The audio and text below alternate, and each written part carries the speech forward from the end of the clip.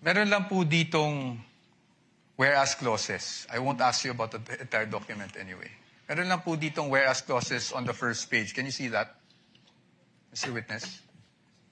Whereas clauses. I would just want you to read the fourth whereas clause. Ito pa. Ma'am, you want to come here so you'd have a better view? Just the fourth whereas clause. Can you please read that out loud for the record? Attorney Capunan, it's also flashed on the screen.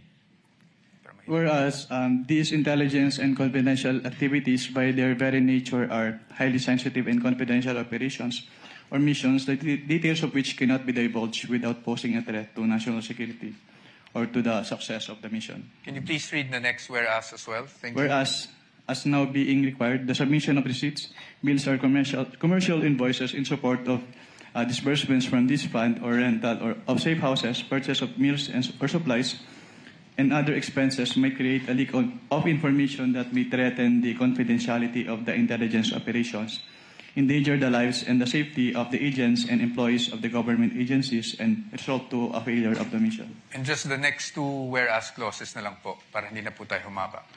Whereas in many instances, it is impractical and sometimes impossible to obtain such receipts, bills, or commercial invoices during intelligence operations.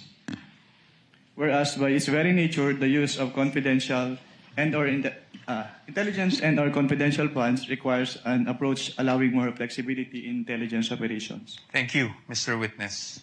Manifestation, Your Honor. First of all, this exhibit presented by counsel for the respondent is dated October 1, 1992, Your Honor.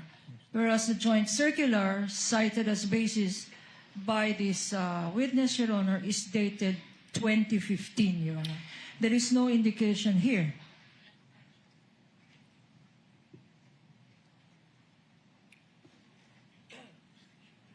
Okay.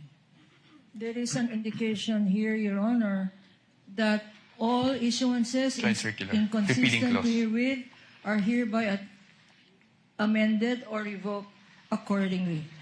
Similar provision, Your Honor, by way of manifestation. The joint circular. Can you see? Is likewise Your Honor, mentioned in the joint circular 2015.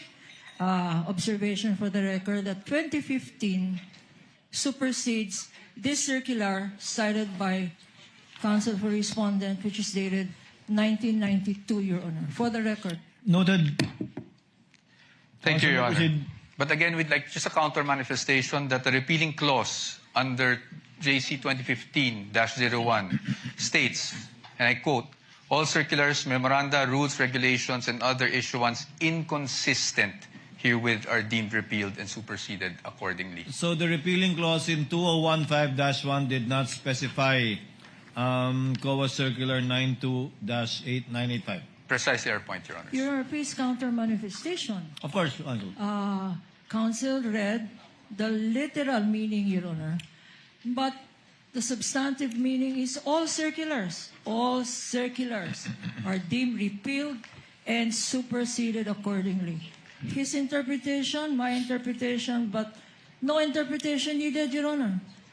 9.0 is expressed. All are repealed and superseded accordingly. Manifestation is duly noted. Take Your Counsel may Honor, proceed. Your Honor, the documents would speak for themselves, Exactly. and we will leave this to the Honorable Court, as to not prolong the debate on this matter. Just again, just my last manifestation on this. The difference between Joint Circular 2015, Your Honor, it has been identified, authenticated, and testified to by this witness.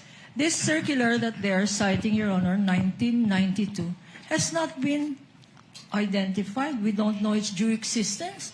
We don't know the circumstances surrounding this document. And therefore, they're covered by the original document rule. Produce the original, since you don't have a witness who has testified as to its existence, due execution, and least of all, its contents, Your Honor.